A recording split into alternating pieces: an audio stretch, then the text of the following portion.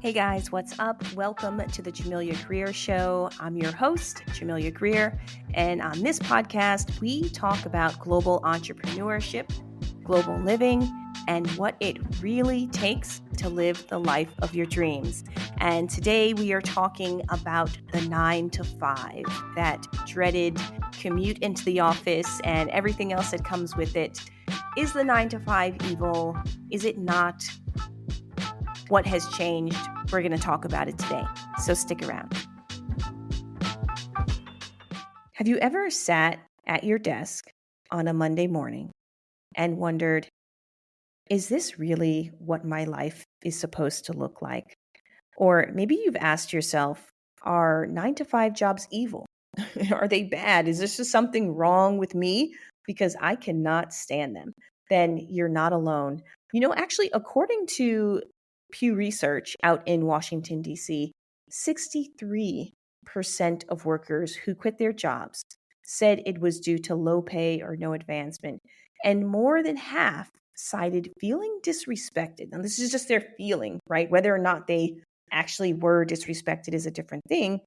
And a 2023 Gallup study found that only 23% of workers worldwide, we're not just talking about the US, worldwide, feel engaged at work. The rest are mentally checked out, emotionally checked out, burnt out, or both. So, what is really going on? And, I'm doing this episode today because I think it's so important to talk about it. I'll share with you guys, some behind the scenes on what I'm going through on this journey with entrepreneurship and balancing this passion and profit, which we always talk about on this show. But I think for many of you, and what I see online is that people are mentally and emotionally checked out from their jobs. They really are. And this whole idea of the 9 to 5, we have to look and think about, how did we get here? How did we get to the point where we feel so limited in our job, our work? That we're supposed to, when you think about your job or your profession, you're supposed to feel proud, fulfilled, engaged, passionate about what you do. Some of you may recall being in kindergarten and teachers like, well, what do you want to be when you grow up? You're supposed to have that feeling. So how did we get to this point now where many people dread Mondays? They just dread it. And some people actually suffer physical ailments from stress at their job. So how did we get here? I mean, if you want to take it way back, the 8-hour day was first demanded in 1835 by American laborers that were protesting a 14 to 16-hour day. Now, I don't know about you, but that sounds crazy to me, that was the norm at that time, a 14 to 16-hour day. And if you look at the timeline of like the Industrial Revolution and capitalism and the invention of the automobile all around that time, and getting towards 1926, I should say, all around that time when Henry Ford came in and he said, okay, we're going to have 5 days a week, 40 hours a week. For what? For purposes of manufacturing vehicles, right? And it was because he believed that workers that rested well would be more productive and they would buy more cars. So, guys, once again, we went from 14 to 16-hour days back in like the mid 1800s to fast forward another 100 years to, wait a minute, let's cut those days down to be shorter, to 8 hours a day so that people can be more rested and buy more. So this was all for the purpose of consumption, of consumerism. And then finally in 1938, if you're in the US, this is probably interesting to you, the US government passed the Fair Labor Standards Act, which kind of locked in this 40-hour work week.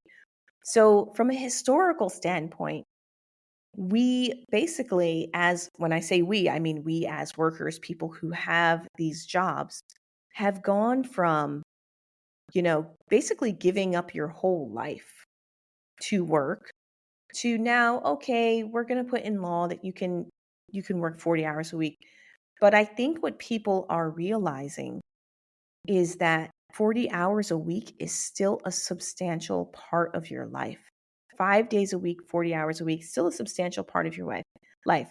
Um, when I think about this, I think about my son, who many of you know, he's out at Morehouse, and this summer he had a internship in New York, and he's working at a firm, and he is, for the first time in his life, dedicating a huge amount of time, even more than 8 hours a day, because he's in finance and working long hours.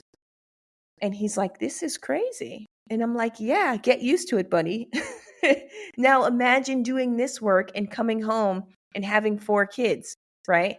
And it's just so funny to see someone who has never had to work, has never had to squeeze their life into these 5 days a week. You're going to be working, and how many hours a day will you be at the office? And you're going to come home and you have to have dinner, or you're having dinner at the office if you're working long hours. And to see him transition from this mindset of like basic freedom and do what you want with your time to this other mindset of, oh, if I want to get paid, I get to do this, right? And so it's just so interesting to see that. And it's a hard transition, guys. Is when we look at this rat race or with this 9 to 5, we fast forward to today, and things are so different from when I was growing up. 80s, 90s, 2000s, people were going into the office. And then because of COVID, because of the pandemic, we've transitioned to this age of Zoom, Slack, ChatGPT, all these other tools that will glue you to a monitor, glue you to a chair, make sure you're behind the desk. And most people are not moving around when they're behind the desk, but people are still tired, right? And so there's so many different other downsides to this 40-hour work week than just you not having time to focus on yourself. Now it's that you're not even moving anymore. You are just sitting in a chair.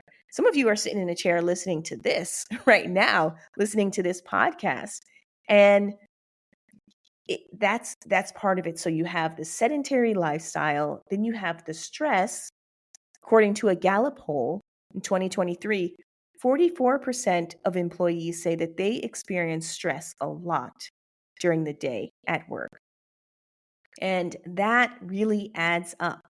You look at the stress, you look at some places have toxic corporate culture, really getting this new generation to a place where they are quiet quitting, which means they stick around in the job, but they do the least. They are minimal about it. And you see it on TikTok. I don't know if you guys are on TikTok much. I am, but people are making crazy, insane videos about what they do at work, whether they're working from home or whether they're in the office, doing the bare minimum, having what is now called these lazy girl jobs, where they just reject the hustle. They just reject it. Culturally, they're not into it. And, someone has said, work isn't working anymore, not like this. So that's why people are leaving. And look, the numbers don't lie, really. People aren't just dreaming about leaving, they're actually doing it. And for me, in this stage, when I think about my sort of career path, practicing law for 15 years, and I was really on the grind, I was on the hustle.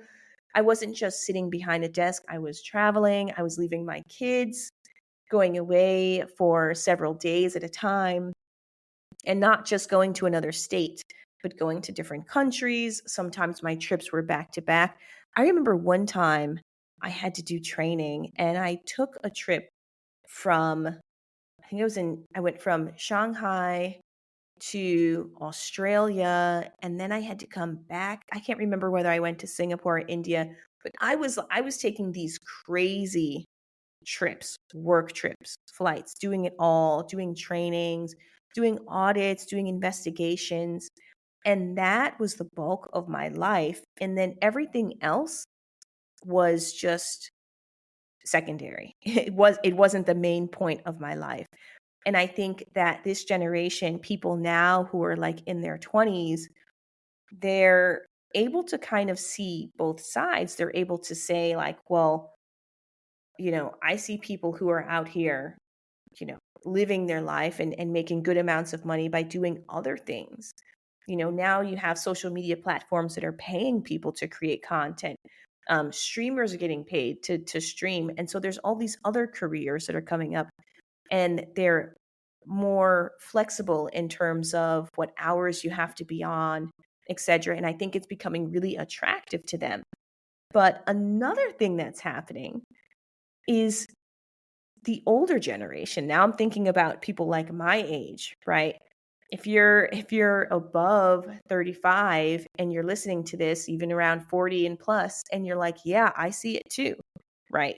You've given up so much of your life for these jobs, and now you're looking around and you're saying, hey, something has changed. What has changed? 1 in 4 workers under 30 say they'd rather be unemployed than work for a company that doesn't align with their values. And so people aren't just looking for jobs that pay well. They're looking for jobs that align with their values, jobs that make them feel a certain way when they wake up in the morning. Like, do I really want to go here? Do I really want to do this? And this is a huge change, and I really don't think we stress this enough or we talk about it enough. I'm on LinkedIn quite a bit as well, and I see that people are applying for so many jobs, but they're not getting the job. So there's all of these things that are happening in the job market. Employers are hesitant to hire because they realize, oh, well, employees aren't the same anymore.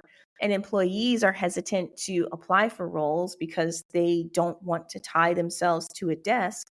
Um, and they also some of them don't even want to go into the office, right? Some of them want to work from home. So these are huge changes that are happening in the job market. And it really makes you wonder, like, what is it with this concept of the 9 to 5? Is it evil? Is it something that is pulling people away from the life that they're supposed to live? Or is it just not for everyone? I think maybe, right? I think it's just like shoes. I think some people love heels, some people love flats, right? Some people love a 9 to 5. Some people feel like that is stability, that is comfort, that's what they enjoy doing and they want to do. So that's why they stay there, right? I mean, my mother particularly, worked at one company for 30 years. 30 years, guys. And she certainly is the type of person that liked stability. Now, of course, that was in a totally different generation. She was born in the 50s. So in the 70s, she started working at this place, and she worked there for 30 years until she retired. And that was perfect for her. But I don't think you're going to see that type of employee much anymore. I don't think that kids these days are graduating college and they're saying, you know what, I want to find one place and work there for 30 years. I don't think you're going to see it. I think people are trying to get the best pay, the best benefits, really thinking about whether the company itself aligns with their personality, their values, and where they want to be in life. And they're quite honest that those things might change, right? This year, they may decide that they want to work in consulting. And then 2 years later, they may decide that they want to do something artistic. It's really just depends on the person. And if you're listening to this and you're thinking, well, I don't like my 9 to 5. I wish I could do something different. I don't think you should beat yourself up about wanting that change. I think that it's really healthy to ask yourself, do I like this? And that's probably a question that many people don't stop and pause and ask themselves day after day is, do I like what I do? Do I enjoy it? Does it make me feel good about myself? How am I being treated at work? How is my health? The health part, I will always pause and just say for the record, I looked at photos of me about 5 or 7 years ago. And my husband's like, wow, you look so much better now. Now that I have my schedule, he's like, you just really started to take better care of yourself once you had a schedule that allowed you to pay attention to yourself, whether it's how much sleep are you getting? How much rest are you getting? Um, are you eating the right foods? All of those things take a huge toll for better or for worse on yourself. And so, one of the things that I'll always tell you guys is that if you can find a job that allows you to take care of your health, whether that's going to the gym, or you have time to prepare your meals at home, or you have time to, spend time with your kids, that makes you feel better. Hopefully that makes you feel better. But that's the sort of thing that you got to count in as part of, like, is this type of job for me? Right? Like, it's better to have your health than to have a fat paycheck and be checking into the doctors every other week. That is not a look for 2025. So it really depends on what you're going for. And for some people, especially those people who are raising families or who are creatives, a 9 to 5 can feel like a trap. It can feel like a prison. And I, for one, I think at this stage, as I'm doing this podcast and have been an entrepreneur for the past 4 years with my company, Bite Bow, I think even as I do this episode, I'm finally coming to terms with, well, maybe that is not for me at this stage, which is really hard for me to even say it on this podcast. Like, maybe a 9 to 5 is not really going to fit me. Even if, unless, I should say, unless it is, really just perfect. It's got to it's got to tick all the boxes, right? It's got to have, flexible hours. It's going to be aligned with my values, the things I talk about, whether it's technology or law and, like, really cutting edge. It's got to be something that supports the podcast, because I am 100% committed to continuing this and talking to you guys and bringing on a really great lineup of guests to talk about these things. And so at the end of the day, if I weigh this path of traditional 9 to 5, go in and collect a paycheck, or swim in the ocean and not know what's coming next in this crazy journey of entrepreneurship. For me, I think it's the latter. I would definitely say that at this point, I'm much more aligned with entrepreneurship. Now, the third option, which I also want to bring to your attention, is that sometimes you don't have to choose. And you're probably listening like, Jamila, what do you mean sometimes you don't have to choose? I mean, it's either you have a 9 to 5 or you don't. Well, there's a lot of fractional work out there. So you could be a freelancer and pick up work at certain times of year and then decline work at other times of year. You really have a lot of flexibility these days. And so, what I hope you take away from this episode is that you don't really have to choose 9 to 5 or nothing. There's plenty of other gray areas of the spectrum of work where you can decide, I'm going to do part time, or I'm going to pick up work here and there, or I'm going to do freelance. I'm going to create. There's other ways to make money in between entrepreneurship and full time job. So that's something I want you guys to really, take. And you shouldn't have any judgment about yourself on what you decide to do.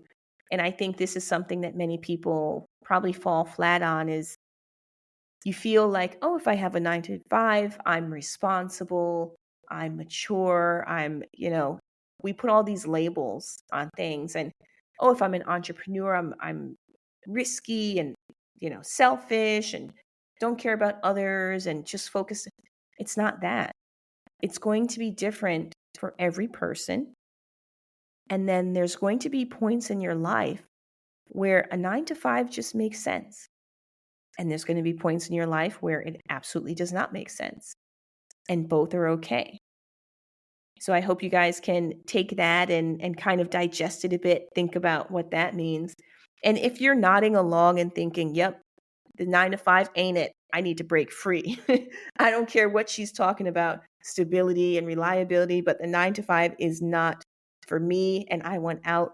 Then I want to give you some steps, right? For those people who are like, nope, I want out. I want to give you some steps and some things to think about on how you can start to slowly move away from that. A lot of times when we talk about entrepreneurship, people envision that you just wake up one morning and you quit your job and then you start your business. And I'm telling you, number one, that's not smart. Trust me, I did it. It's not smart. Number two, it's not common. That's not really how entrepreneurship comes about in most forms. It's a slow, gradual process. So let's look at the steps that you should take before you even give notice. Don't even give notice. Do not start acting funny, declining meetings, etc. This is what you got to do first. First, you have to ask yourself, and I tell people this all the time. Ask yourself, what kind of life do I want? And what income model supports that? So this is where it gets very real. This is where it gets very real. If you say you want a life where you drive a very expensive car, you live in either a huge home out in the country or a penthouse in the city, and you want a very expensive life, but you don't want to do certain work that will bring in that type of money that will finance that lifestyle, you're having an issue. You've got some kind of problem in your planning. That's not how things work.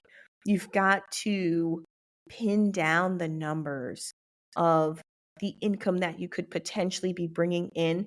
And does that income support the life that you want? And this is where the process, where most people tap out. And I know I said it's step number one, but most people don't do this because it's hard to look at numbers and say, I may not be able to afford that 3-bedroom apartment in New York City. I, I may not be able to afford that. But you've got to do it. You've got to do it. And what happened to me is that I had a level of income when I was working my 9 to 5, and I thought, hey, this is a level of income that's great. It's supporting me and my family. I'm just going to go ahead and start my business. Guys, the reality check that I got about, hey, Dorothy, we're not in we're not in fairy tale land anymore. This is the real deal. When those paychecks stop coming in and you have to rely upon the income of your business, the profits of your business, that is a real reality check. So the first thing you got to do is you got to look at those projected revenue streams and you got to look at the kind of life that you want. And even if there is a gap in the short term, you can work your way up. You can, give yourself time, give yourself some runway to start to, get to the profit or revenue levels that you need. But do it in a way that's healthy and do it in a way that is rational and reasonable. Okay. So what's next? After you plan this out, you look at numbers, you look at the type of life you want, you think about things. Do you have kids? Do you have to pay for tuition? Do you have car payments? Do you have debt? All of that stuff. Think about that. Let's be reasonable. Then you think about your ambition. So this is a piece that I also didn't consider. And when you think about ambition, it's not just like, do I want X, right? You could say, do I want to have a badass podcast where I'm talking about these things like entrepreneurship and building a business abroad? Yeah, I want it. But that's not ambition. That's just desire.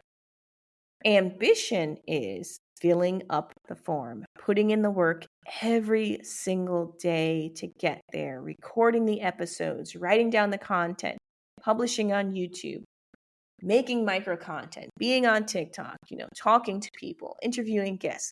That's the ambition to get there. Saying that you want something is not ambition. That's just desire. Ambition is actually doing the stuff and having the energy to do it, because guys, I don't want you to start something and then just quit. So make sure there's enough fuel in the tank. If you know you have XYZ number of responsibilities or obligations that would pull you away from starting a business, you have to be honest with yourself about, is this doable right now? If it's not doable right now, take baby steps, right? And this is what I always say, maybe you can't have a full-fledged, content creation business, but you can do small things. Maybe you can do some UGC content every now and then, user-generated content. Okay, maybe you can learn some skills. You can learn some tools and have like a side hustle. There are so many platforms that enable people to do this. And I think for the most part, what you need to do to start is really just start thinking practically.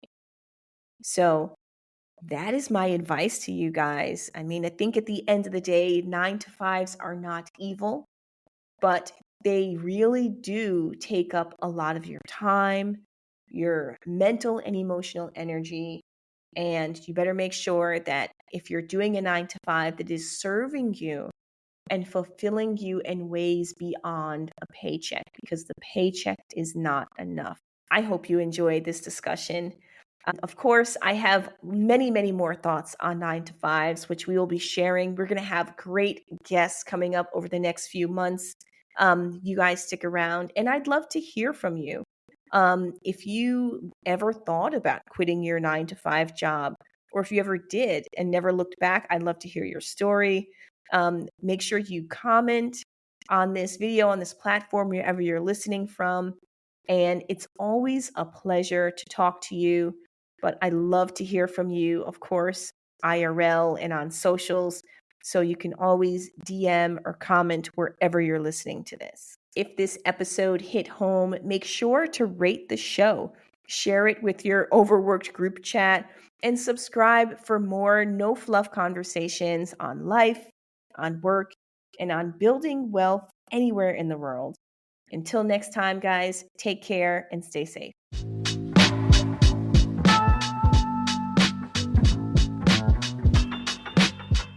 Hey guys, thank you so much for tuning in and listening to today's episode. I appreciate when you guys tune in and the time that you take to listen to the show and support us. And I have one thing that I'd love for you to do that would really help us out, which is rate the show. If you've enjoyed it, make sure you rate it. You can do it on whatever platform you're listening on. That would do wonders for us. And if you really want to be a super fan and really support the show, there's a link below that you can support us and donate a small monthly contribution, which allows us to continue to create great content for you. Thanks so much again. Appreciate you, and see you next time.